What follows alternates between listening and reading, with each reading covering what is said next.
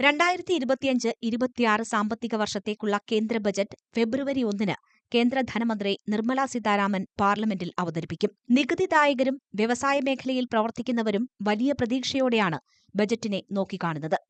ആഗോളതലത്തിൽ അനിശ്ചിതത്വങ്ങളും ആഭ്യന്തര വെല്ലുവിളികളും നേരിടുന്ന സാഹചര്യത്തിൽ സാമ്പത്തിക അച്ചടക്കത്തിനും വളർച്ച അടിസ്ഥാനമാക്കിയുള്ള പരിഷ്കാരങ്ങൾക്കും ഊന്നൽ നൽകുമെന്നാണ് കരുതുന്നത്.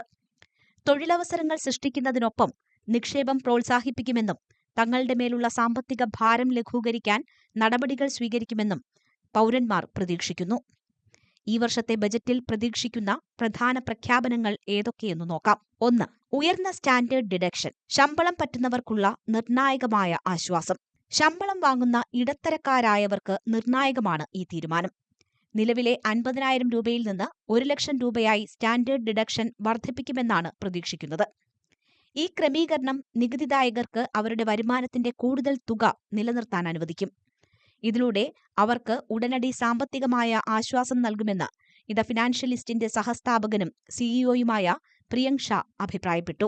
ജീവിത ചെലവ് വർദ്ധിച്ചുവരുന്ന ഈ സമയത്ത് ഈ നീക്കം വരുമാനം ഗണ്യമായി വർദ്ധിപ്പിക്കുകയും ഉപഭോക്തൃ ഡിമാൻഡും സാമ്പത്തിക പ്രവർത്തനങ്ങളും വർദ്ധിപ്പിക്കുകയും ചെയ്യും. 2. അടിസ്ഥാന ഇളവ് പരിധി 5,00,000 രൂപയാക്കി ഉയർത്തും. ഈ വർഷത്തെ ബജറ്റിലെ സുപ്രധാന പ്രതീക്ഷയിലൊന്ന് അടിസ്ഥാന ഇളവ് പരിധി 3,00,000 രൂപയിൽ നിന്ന് 5,00,000 രൂപയാക്കി ഉയർത്തുമെന്നതാണ്. ഇതിലൂടെ കൂടുതൽ വ്യക്തികൾക്ക് നികുതി നൽകാതെ പണം സമ്പാദിക്കാൻ പ്രാപ്തമാകുമെന്ന് ഷാ പറഞ്ഞു.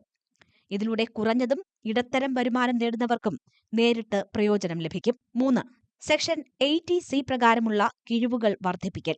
സെക്ഷൻ 80C പ്രകാരമുള്ള കിഴിവ് പരിധി 1.5 ലക്ഷം രൂപയിൽ നിന്ന് 2.5 ലക്ഷം രൂപയായി ഉയർത്തുമെന്ന് കരുതുന്നു. ഈ നീക്കം കൂടുതൽ സമ്പാദ്യത്തെയും നിക്ഷേപങ്ങളെയും പ്രോത്സാഹിപ്പിക്കുമെന്നും കുടുംബങ്ങൾക്ക് അവരുടെ സാമ്പത്തിക ഭാവി സുരക്ഷിതമാക്കാൻ സഹായിക്കുമെന്നും പ്രിയങ്ക് ഷാ പറഞ്ഞു. നിക്ഷേപം പ്രോത്സാഹിപ്പിക്കുന്നതിലൂടെ ദീർഘകാല സാമ്പത്തിക വളർച്ചയെ പിന്തുണയ്ക്കുകയും ചെയ്യും. നികുതി നൽകാനുള്ള വരുമാനത്തിന്റെ റിബേറ്റ് പരിധി 8.5 ലക്ഷം രൂപയായി ഉയർത്തണമെന്നും അദ്ദേഹം ആവശ്യപ്പെട്ടു. ഇത് ഇടത്തരം വരുമാനക്കാരുടെ നികുതി ഭാരം കൂടുതൽ ലഘൂകരിക്കാൻ സഹായിക്കും. 4. സ്ത്രീ തൊഴിലാളികളുടെ പങ്കാളിത്തം പ്രോത്സാഹിപ്പിക്കൽ.